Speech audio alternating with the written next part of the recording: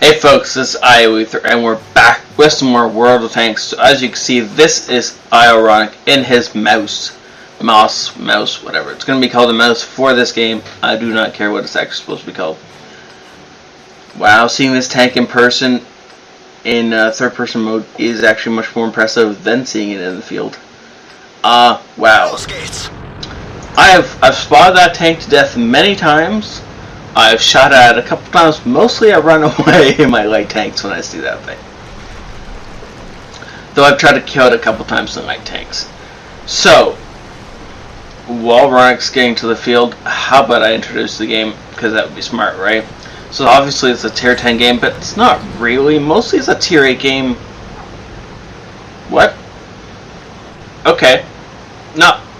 Okay, let's go with a tier 8.5 game. Because apparently they have like 6 9s and we have 3. So Matchmaker was drunk? I don't know, but something went sideways when Matchmaker got up this morning. Anyways, so this is Runeberg on Fire, which I actually don't like because it's way too dark all of a sudden. It's hard to make out outlines, especially when you're into shadows. Trying to get outlines on tanks in the shadows and stuff, it's kind of funky.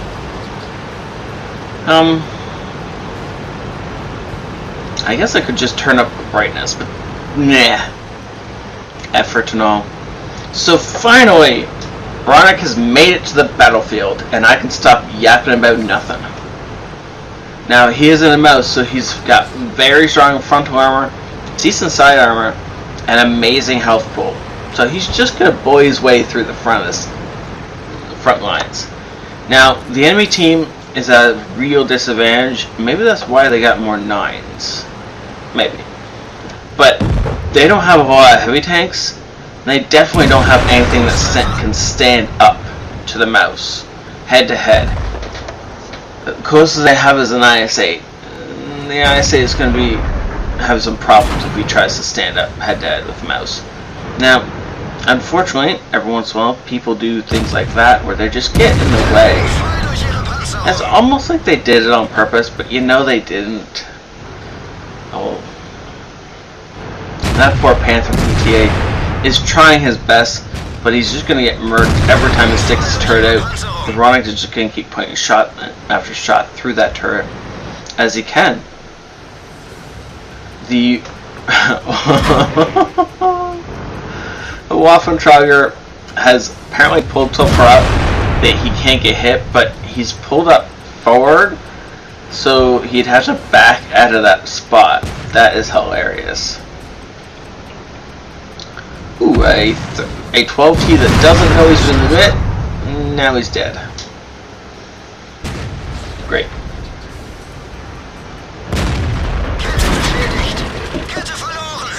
That was a shot from the Jag Panther 2 that blew his track off. And yep, nothing happened. Ooh, nice shot into the Patton as it tried to round the corner. I don't know what he was going for, but either way, it wasn't to get shot in the side by a mouse. There's the finishing off, and the Waffentrager, whose the name of that tank keeps escaping me. Somebody could fill it up. Whatever. Anyways, the full name of that tank keeps escaping me. But anyways, the Waffentrager keeps poking out to take shots, and it's an okay strategy. I guess he's waiting until the big guns fire before he pokes out, which is a really good idea. Unfortunately, he got taken out by the T-34, so his luck ran out. He couldn't keep staggering or jumping in as shots were being fired. Eventually, he died. Apparently there's our team is pretty much surrounded. T-54 behind us, LTP in front of us, ISU kind of behind us, and a 268 on the other side. This is going to be problematic unless our team starts pulling together and acting as a team. Now Ronnok does have to kind of swing around a little bit, or apparently he's just going to ignore the T-54. No, he is. He's going for it. He's just trying to be safe while he turns around. So the T-54, I don't know if the T-54 thought that he was, I don't know where that T-54 is going, but he apparently decided he'd rather not shoot the back end of heavy tanks, and instead he'd like to give them time to turn around so he could shoot the front of them. Because that seemed, oh, he's chasing down our Batchat. Not the, it depends if the Batchat was reloading. If the Batchat's not reloaded, that's not the smartest idea I've ever seen. If the Batchat is reloaded,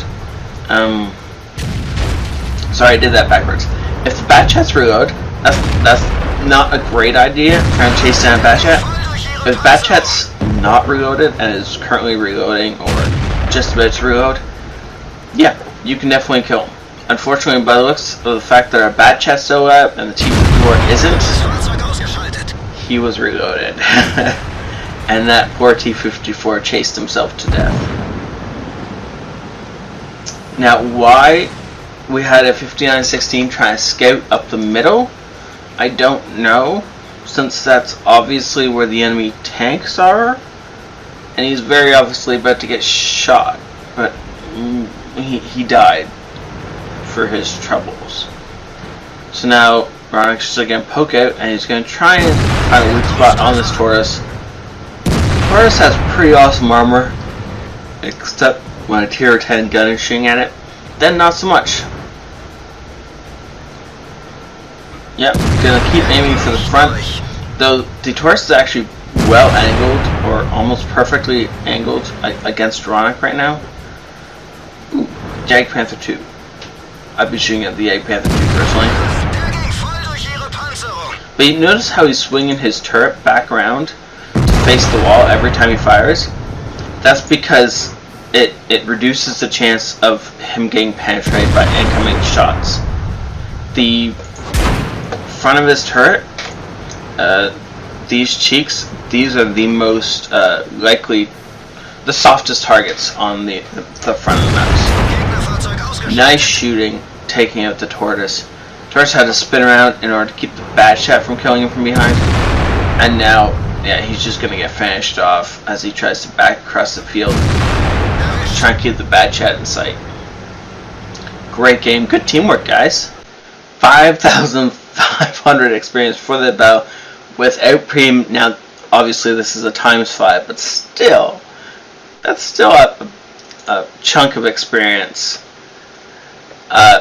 First class master badge, high caliber, top gun, and of course steel wall. We're not really surprised about that. I don't think he took a whole lot of damage.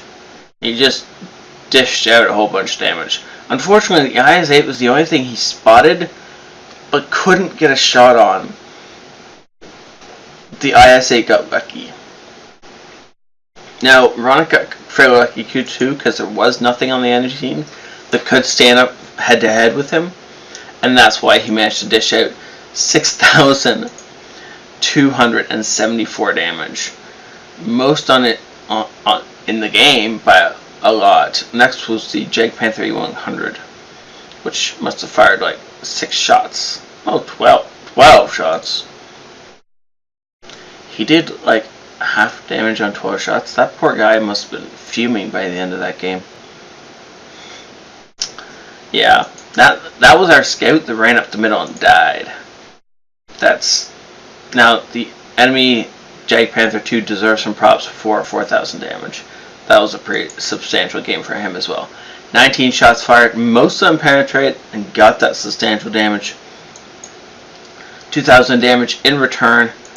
But you can see from his vehicle repair bill, I don't even think he took actual damage. I'm fairly certain that's just track damage that he's paying for right there. Ammunition costs, and then a chunk of earnings. It would have been so much more if he had premium, but you know, it just can't happen every day, right?